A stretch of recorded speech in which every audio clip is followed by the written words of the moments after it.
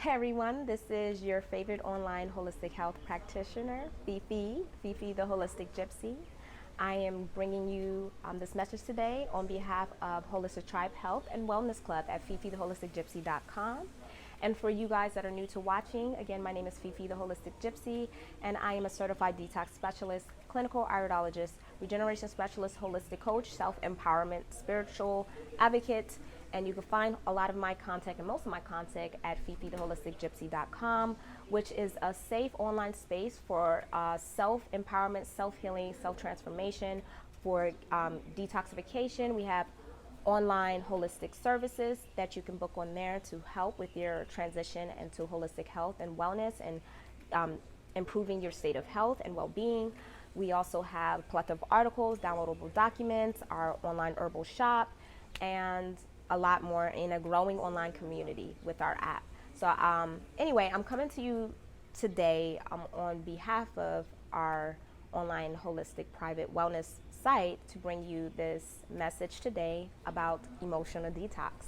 So a lot of people, want to improve their state of health physically, but I think more and more people, as you go into the journey, you realize you can't really separate the physical from the emotional. They're interconnected, and that's why we come from a very holistic perspective when it comes to healing. And a lot of clients are not prepared for the emotional part, right? And I do try to prepare a lot of my clients for the emotional part. I do suggest in their protocols some things they can do to help cultivate and nourish the emotional aspects to ourselves. But this part is often forgotten when we are trying to change our lifestyle habits, and this is what creates us to kind of slingshot back to our old habits that are not serving us. And we would look at this particular lifestyle more so as a diet, as a temporary thing to just relieve our symptoms and stress. But more so here at the Holistic Tribe Health and Wellness Club, we focus on changing our lifestyle and truly doing that internal transformation to change our state of being on a physical, mental, and spiritual level, and emotional. And so the emotional aspect is very correlated with the mental aspect, which is obviously correlated with the behavioral aspect, which affects your physical state, right? And so this part is crucial to understand. I did create an article, and I will be creating more article and content on this particular subject matter. And matter of fact, we delve more into the energetic wellness portion of the emotional aspect with the Practical Mystic membership level. So if you're interested in that, that is only $22 right now, $22 per month to join. And we have growing content there. We do live videos every month. And there's just new content, and we have a private little section group as well, and self-challenges that come up about every quarter of the year. So if you're interested in joining that and supporting what we're doing here and supporting yourself and investing in yourself, that is a great way to start. But emotional detox, okay. So what is that? So a lot of us are drawn to eat certain foods due to our unprocessed emotions, right? We think of emotions and we think of certain emotions as pleasant, right, and good, and then we just want to disassociate with certain emotions like shame, guilt, and depression, sadness, and even anger. We want to disassociate normally with these emotions, or we are shamed culturally or on a societal level, and we are programmed on an unconscious level that these emotions are not the ones that we should want to associate with. And so we all go through these fluxes in life that affects our emotions, right? Our emotions is like a energetic compass on how we are perceiving, inputting, outputting, how it's affecting us on an energetic level, Emotions is called energy and motions for a reason, because it is you gauging and reading how your perception of what's taking place and being done or witnessing or experiencing is affecting you on an energetic level, right? And we know that everything is energy. All is energy, right? All is energy, and energy and life is all about fluidity and transfer of energy.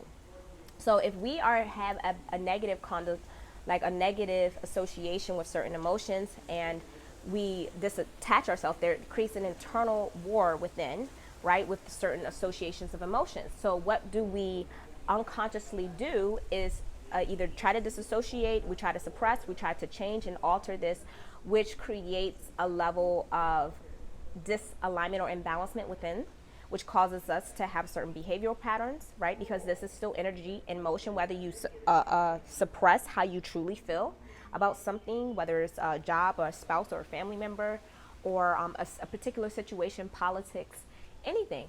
Even if you, whether you suppress it or you change how you really feel within, this is still energetically changing and altering your state of being. And so this will eventually bleed out into other areas of your life. You hear about people who have like covert, who are like passive aggressive and very covert, or they'll just randomly be just super irritated about something that, this is that momentum just coming out and trying to purge itself, okay? And so a lot of us suppress these emotions, and these suppressed emotions become emotions that are not fully processed, right? Because we're disassociating with ourselves, and when we don't acknowledge these emotions, it can cause us to stuff our face. I'm sure you guys, if you're on your holistic health journey, you'll realize that if you have a bad day, you'll be thinking like, what do I feel like eating? Or you'll have someone say, hey, what do you feel like eating, right? The word feel like eating is coming from where you are on an emotional state. So emotions are very magnetic. It can bring forth to you and draw a certain reality in your life. And it can also keep you in an energetic loop when it comes to you, being disengaged and not acknowledging your emotions properly. So what's really important here is actually acknowledging the emotions, no matter what state the emotions is in, whether it's considered good and bad. I like to really dump those good and bad labels and really understand just cause and effect, right? And some emotions are pleasant, some are not, right? But the thing is to focus more so, like if we can evolve our mind to that state rather than the polarity state. Even though we all are addicted to good feelings and that good hormone, and it creates the chemical reaction of dopamine and serotonin and all those great things that we love. And so this is the thing that we try to do and make up for through our eating. So when it comes to, when I'm working one-on-one with people, they get into this loop where the mental place is not holding space to get new concepts and ideas to get them out of that energetic emotional loop when it comes to their relationship with food, right? Their relationship to their self and processing their emotions, and having a better and healthier relationship with allowing their self to feel certain emotions and state they are where they are at that time. So not only just feeling that emotion, but acknowledging, right, and accepting that emotion of where you are at that time. Now then start nourishing yourself and working yourself out about how you could change your perception of something, especially if it's unpleasant, or what do you have the power that you possess to do, whether it's removing yourself from a situation, whether it's a job, it's a relationship, whether it's even speaking up and talking to that person and giving that person an opportunity to change their behaviors because it affected you in a negative way, versus going down and getting an extra large pizza or ordering some Chinese food, right, and gossiping on the phone and going out to just stuff your face with food. That is just going to continue to create stagnation and creating a discord with your health and imbalancements. So it's very important to address the emotional part. There's many things you can do to transmute your emotions as well. A lot of people use art. Art is a very neutral space to channel and transfer, like I said, we're all is energy in motion, transfer that energetic state and be able to release that energetic state in a place that is not harming or suppressing or imposing on others, right? So art is a great way. They have like panic rooms. I think more and more is going to probably be popping up in the near future because they see the improvements of having a place for people to, throw objects and bang on stuff when they're angry and stuff like that. But anger is actually a good, or I won't say a good, but emotion you can use to transmute your state of being. If you utilize it right, a lot of times when you're angry is because you're either giving people too much of your power. It's like an energetic leakage happening, and so you're upset, or someone is, you're in a state where it's not serving you and you're feeling small, and so your soul is feeling angry because you know that you could do better. You know that you could be in a better state or quality of state, whether it's mentally, physically, emotionally, energetically. And so it's really, when you're in a state of anger, it's always good to tune into all emotions, but it's always good to evaluate what can you do, right? Anger is usually a state of disempowerment, a state of fear, potentially, and possibly even a state of sadness, right? And so there's different levels to those emotions, and we can talk about that on another day. But the thing is to get in tune with these emotions, right? So we have art is one way to transmute that, meditation, deep breathing. And I know this sounds so cliche, new agey, but there's scientific backings that prove how this improves your state of being. And then you're able to bring more presence in your day-to-day life, so you can catch your thoughts and catch and see and check in with yourself daily to see how you feel. So it's about being mindful, so being mindful, and constantly checking in with yourself when you're going through life, and being very present and being in that moment of now. So meditation and deep breathing definitely practices that, and breathing helps you take you out of the very parasympathetic state and put you in a more calm, relaxing state, and it can reduce your stress. It can help chemically create balance within, and you can better control the energy and that's going in and how it's affecting you within your body through your state of breathing. So those are really good practices, and I'll probably be bringing guests on, not probably, I have guests lined up for here in 2021 of people who are going to bring these different techniques to you to learn about and apply. I usually suggest them as well in the holistic customized protocol for people, so they have other tools to use and habits to shift out from the old habits of, the addictive behavior of yelling, gossiping, eating, things that really are just perpetuating imbalancement, suffering, pain, and, anger. Journaling is one of the things I enjoy doing. So, whether, I sometimes make into a poem, writing a letter to myself, or just writing in general and self-reflecting.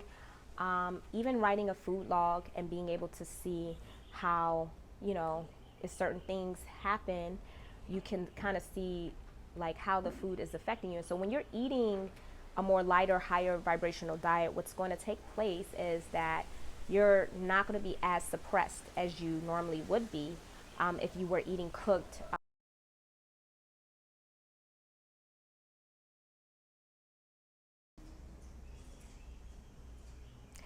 Okay, so the phone overheated. We're out here in the beaming nice sun, so we're going to go back to that one statement again. When you do eat cooked food, what tends to happen, or when you get rid of eating cooked and processed food, and these very whether it's cooked food, processed foods, or meats, cheese, and dairy, and all those other foods that if you work with me, we work on cutting out. One of the challenges that makes things that you should be prepared for when you're changing this is actually being able to feel more, being able to feel more of your true state of being, and seeing how you don't have like a buffer. We call it comfort food because it's like a buffer. It's like a bumper of being able to suppress and alter your state of unprocessed emotions that you, like I said, you don't want to feel, you don't want to process.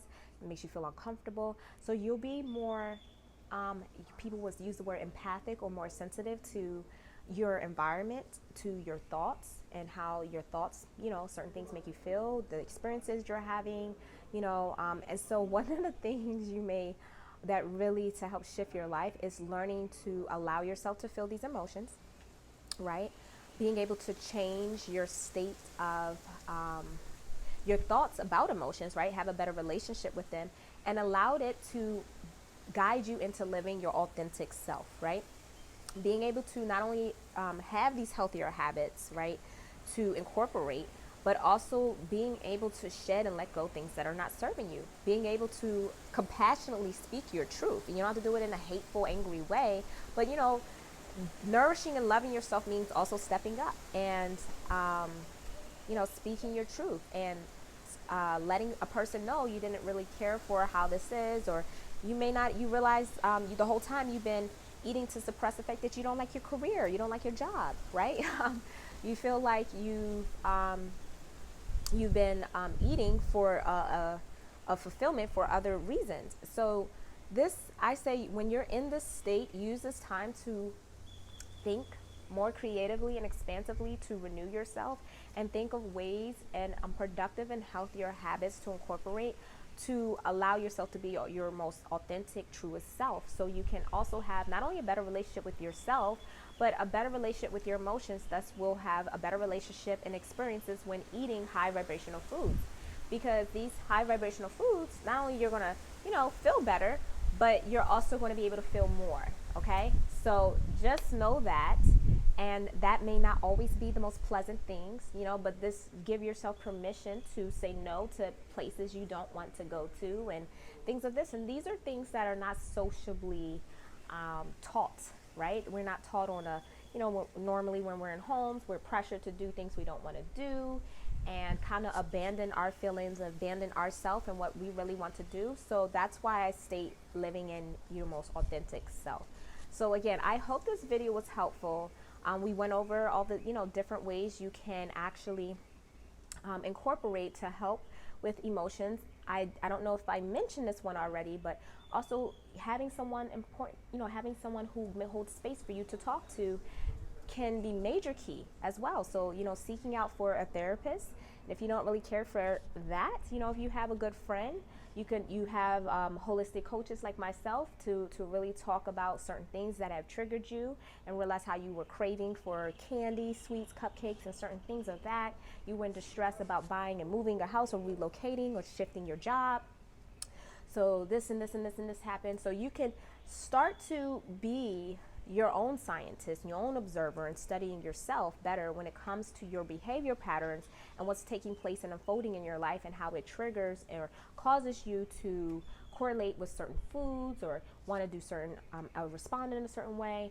And this comes with being mindful, right? But just even acknowledging this aspect to yourself is a huge shift already. So just know emotional detox is also necessary to help transmute the energy, emotions, and also use it as a gauge to improve your life.